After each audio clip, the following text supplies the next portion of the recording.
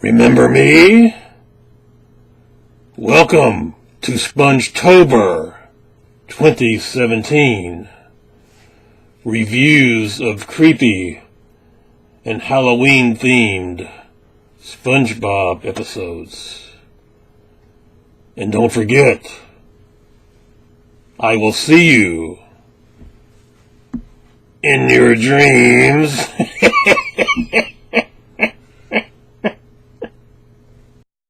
Great greetings, everyone. NatJamMedia here, and welcome back to Spongetober. Yeah. Today we're reviewing the Season 1 episode, I Was a Teenage Gary. And I believe this is the second time I've seen this. SpongeBob and Patrick want to go to a jellyfish convention. They ask Squidward to babysit Gary. SpongeBob and Patrick leave, and then Squidward doesn't take very good care of Gary. Needless to say. And Gary... He forgets about it, actually. Yeah, he doesn't even take care. And Gary ends up really hungry and weak. Malnourished. And then when SpongeBob comes home, he calls the snail doctor to check up on Gary. And it turns out that all Gary needed was water. Because the doctor and SpongeBob are squeamish, Squidward has to inject Gary. And he ends up injecting SpongeBob. And then SpongeBob turns into a snail, visits Squidward, and because Squidward starts running on the ceiling and stuff, he causes everything to crash. And then the snail plasma hits his nose, and then he turns into a snail with SpongeBob and Gary. I thought it was my job to do the summary.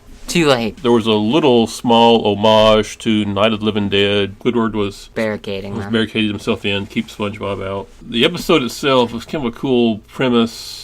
It's a non-ending ending. I know that SpongeBob has no continuity from episode to episode. Besides the very rare sequel episode and a few callbacks. But still, when you end an episode with the characters totally transformed into other beings, it's kind of an odd choice. They could have made this a 22-minute special and then have the second half be them trying to get back into normal. The ending bothers me. I don't like it ending with them still snails. I guess you just have to assume that at some point the plasma wears off and they become the normal cells again. Continuity has always been a thing that I pay attention to in TV shows.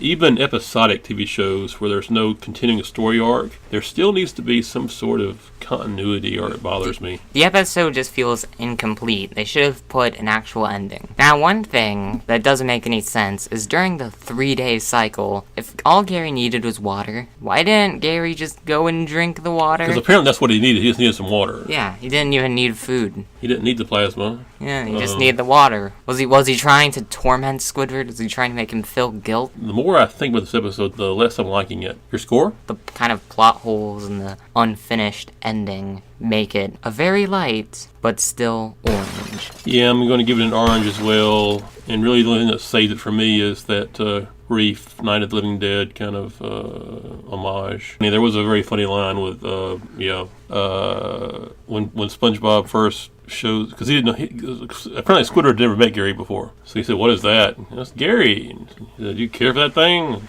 "Yeah, I love Gary." "Well, I don't. Find somebody else." And the way he delivered it was very funny. Of course, Squidward is my favorite character, and he gets all the really good kind of laughs in the series. So that was another installment of Spongetober. Yeah. Next time, we're going to be viewing the first Halloween episode,